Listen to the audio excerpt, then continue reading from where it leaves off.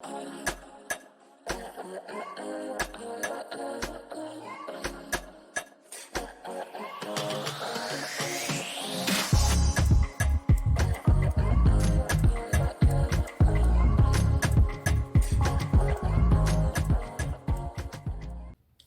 everybody, it's Michelle here again with birthuhura. Here at birthuhura, I am a full spectrum plant-based holistic doula and an advocate for all things safe, natural, and effective. Here on this channel, we discuss all things pregnancy, birth, and womb health related. So if you guys like the content, you like what you hear on the channel, please be sure to subscribe. Today's topic is going to be about co-sleeping. One of my favorite topics to talk about. It is a very controversial topic, and there are always going to be those two sides that can't agree or disagree to agree.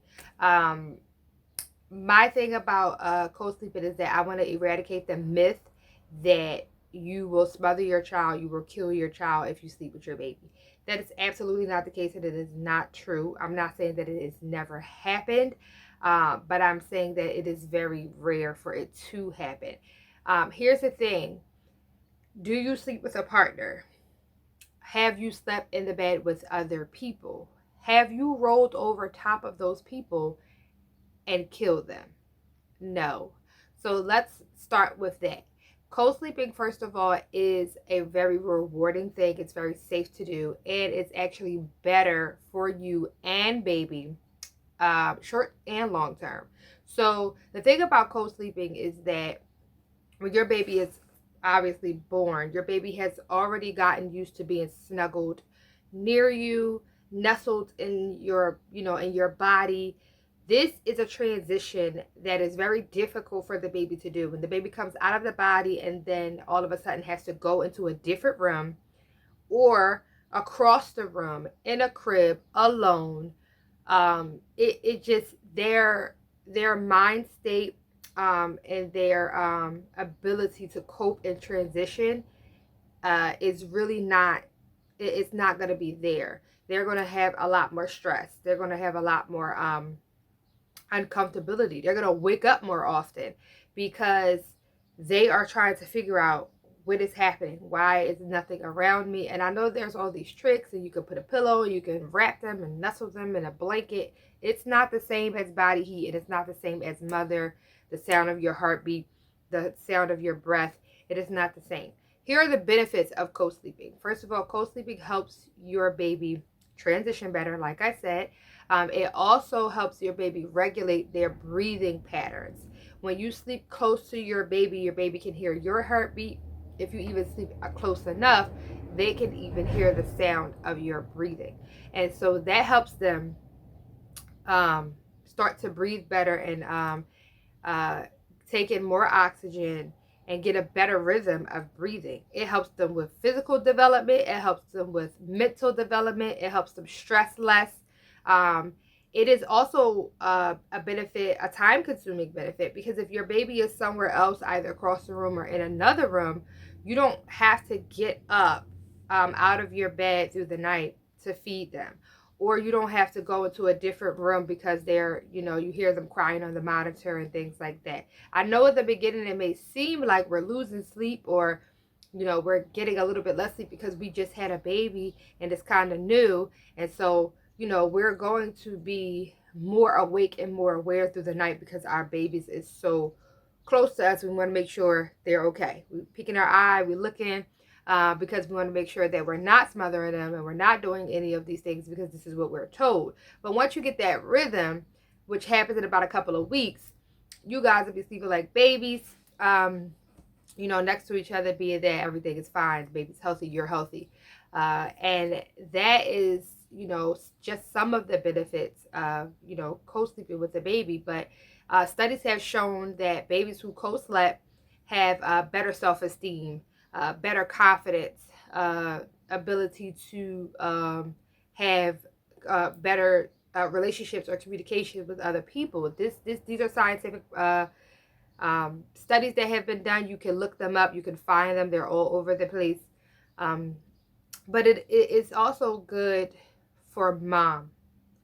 I've never talked to a mother who has said to me that I enjoyed leaving my baby alone in a crib by themselves. No matter how much they stuck to a plan, or they did it, or they was like, oh, you know, I hear people say, you know, I did this way, or I did this method, and you know, my child sleeps by themselves from the age of 1 or from the age of 6 months, and this is that third. When they started the process of separating themselves from the child, I have never heard anybody tell me that it felt good. It doesn't. Instinctually and naturally, we want to be close to our babies. Naturally, it's an innate feeling that we need to be close to our babies. So it will mess up our, you know, psychological function if we are going against who we are naturally. And not to mention, it has only been started about 500 years ago in Western practices that babies started to sleep separately from the parents. But that's not a normal practice. Traditionally, and indigenous people uh, do not separate themselves from their baby. Actually, in a lot of African cultures, the baby is worn. Shout out to Black Baby Wear Week. The baby is worn most of the time. So not only are they co-sleeping, but they're wearing the baby all the time. You're not going to hear too much crying out of those babies who are worn and co-slept with. It's, you know, they're not going to be as stressed. They're not going to be as dysfunctional. They're not going to be as agitated and irritated because they are still being nurtured and, you know, close to their moms or to their fathers, you know, so that they feel safe. That's another thing. They feel much safer with you. They feel much safer in the bed with you. It is a total myth that, you know, like I said, you're not going to kill your baby. You're not going to suffocate your baby. It's that's not the case.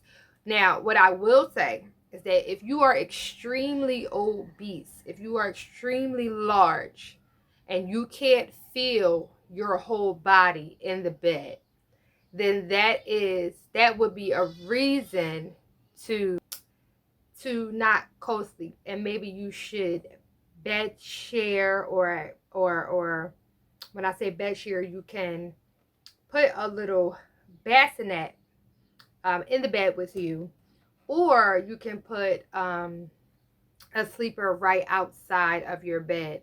If only if you are someone who is, like I said, extremely overweight. I'm not saying, you know, bigger women. I'm not saying, you know, thicker.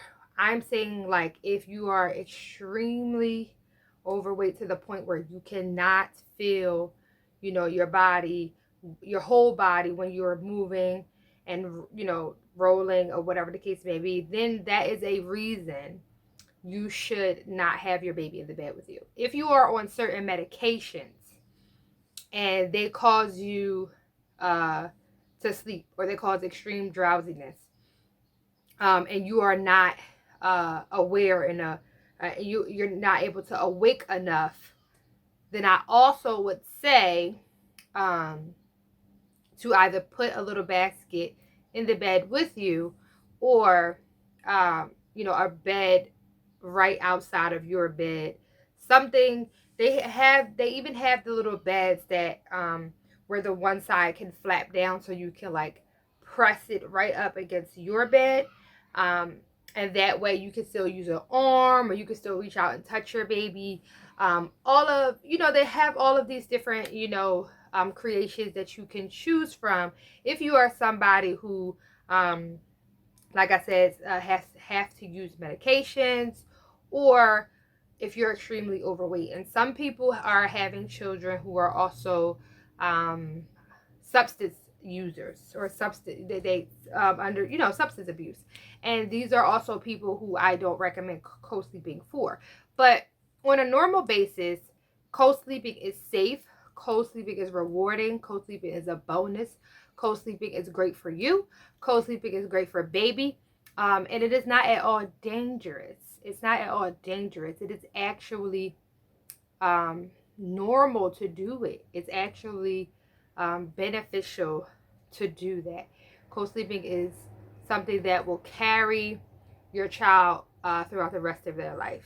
It gives them so many characteristics that they take with them, like I discussed earlier: confidence, self-esteem, the ability to think effectively, the ability to control their emotions, regulate their emotions, deal with stress.